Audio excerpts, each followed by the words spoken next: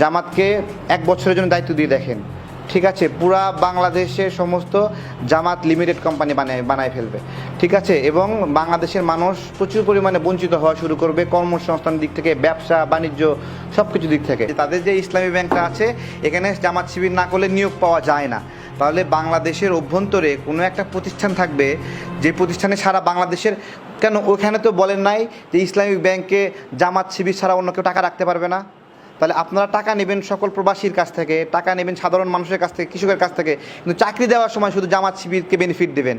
তাহলে আপনি শুধু জামাত শিবির দিয়ে ওই ব্যাংক চালান, শুধু জামাত শিবিরের আমানত নেন। জামাতের প্রতি আহ্বান যে এই যে সারা দেশে আপনাদের ব্যাংক প্রতিষ্ঠানগুলোতে আছে, এগুলোতে আপনারা এই নীতি নিতেই পারেন না যে আপনাদের এখানে কাজ করতে হলে, চাকরি করতে হলে শুধুমাত্র শিবির করতে হবে বা ইয়ে করতে হবে। আপনারা যে পলিসিটা নিয়েছেন যে এই যে ইসলামী ব্যাংকে সবাই শিবির হতে হবে, জামাতের হতে হবে, এবং তারা আপনাদেরকে মাসে মাসে ইয়ানত দেবে। একটা ব্যাংকের ঘটনাও দেখলাম যে সেই ব্যাংকের ম্যানেজার বলতেছে যে এখানে জামাতের কর্মীরা, শিবিরের কর্মীরা ইয়ানত নিতে আসছে, ইয়ানত না দেওয়াতে মারধর করেছে। এই ঘটনা মনে হয় আপনারা দেখেছেন।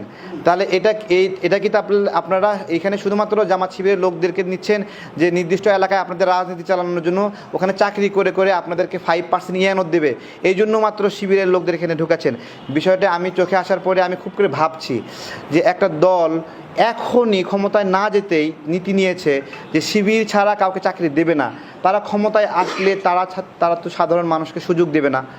এইটা জামাতকে ক্লিয়ার করতে হবে যে তারা আসলে বেকারদের জন্য নিরাপদ কর্ম ব্যবস্থাপনার গ্যারান্টি দেবে কিভাবে, এবং তার পরীক্ষা তারা ক্ষমতায় যাওয়ার আগেই দেবে। ক্ষমতায় যাওয়ার আগে সবাই বলে ন্যায় বিচার করবে, সুশাসন করবে, এগুলো তো সবারই কমন বক্তব্য, তাই না? তো এই বক্তব্যের পাশাপাশি প্রায়োগিক আপনার যেটুকু সক্ষমতা ছিল সেইটুকুই। আমি বলছি আজকে যে জায়গায় যে আশ্বাসগুলো আসছে, বিভিন্ন বিষয় আসছে, বেশি না, জামাতকে 1 বছরের জন্য দায়িত্ব দিয়ে দেখেন, ঠিক আছে, পুরা বাংলাদেশের সমস্ত জামাত লিমিটেড কোম্পানি বানায় ফেলবে, ঠিক আছে, এবং বাংলাদেশের মানুষ প্রচুর পরিমাণে বঞ্চিত হওয়া শুরু করবে কর্মসংস্থান দিক থেকে, ব্যবসা বাণিজ্য সব কিছু দিক থেকে। এবং তারা যতটুকু থিঙ্ক করে যে তাদের কর্মীরা তাদের অভ্যন্তরীণ ফিন্যান্স ছাড়া অন্য কোনো সামাজিক কাজেও ফিন্যান্স করে না, খুব তারা দলের প্রতি এতটুকু ডেডিকেটেড। এটা না, একটা দল ক্ষমতায় যাবে তাদেরকে অনেক উদার হতে হবে, শুধু নিজেরটা খুঁজলে হবে না। তখন থেকে জামাত যেহেতু বাংলাদেশের সামনে সম্ভাবনা আছে, তারা ক্ষমতায় যাবে এরকম একটা ভাব আছে, বিভিন্ন অনলাইন ভোটিংয়ে তারা 70% 80% ভোট পাচ্ছে, তারা জিতেই গেছে বলা যাচ্ছে। কিন্তু যেহেতু জামাত জিতেই যাচ্ছে, তাহলে তো এটা একটা আতঙ্কের বিষয়। তারা যদি ওই যে ইসলামী ব্যাংকের মতো সব যদি শুধু শিবিরের কর্মীদেরকে নিয়োগ দেয়, তাহলে তো অবস্থা খারাপ। আমাদের কি হবে? তারা যেইটুকু সুযোগ পেয়েছে সব জায়গায় তাদের নিজেদের লোক নিয়োগ দেওয়ার জন্য ব্যাপক তৎপরতা দেখিয়েছে। তার প্রমাণই বললাম যে তাদের যে ইসলামী ব্যাংকটা আছে, এখানে জামাত শিবির না করলে নিয়োগ পাওয়া যায় না।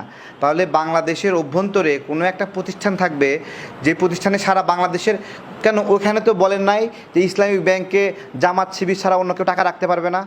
তাহলে আপনারা টাকা নেবেন সকল প্রবাসীর কাছ থেকে, টাকা নেবেন সাধারণ মানুষের কাছ থেকে, কৃষকের কাছ থেকে, কিন্তু চাকরি দেওয়ার সময় শুধু জামাত শিবিরকে বেনিফিট দেবেন। তাহলে আপনি শুধু জামাত শিবির দিয়ে ওই ব্যাংক চালান, শুধু জামাত শিবিরের আমানত নেন।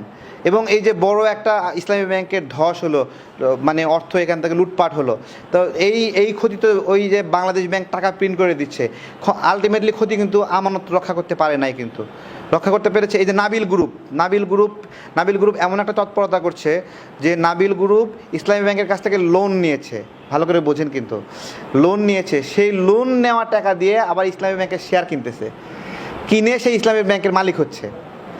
ভালো করে দেখেন, খুব সুন্দর কৌশল। ইসলামী ব্যাংকের কাছ থেকে নাবিল গ্রুপ লোন নিয়ে সে ইসলামী ব্যাংকের শেয়ার কিনলো, ওই টাকা দিয়েই কিনে সেই ইসলামী ব্যাংকের মালিক হয়ে গেল। অদ্ভুত বিষয়। এই ইকুয়েশন কেবলমাত্র জামাতের কাছে আছে।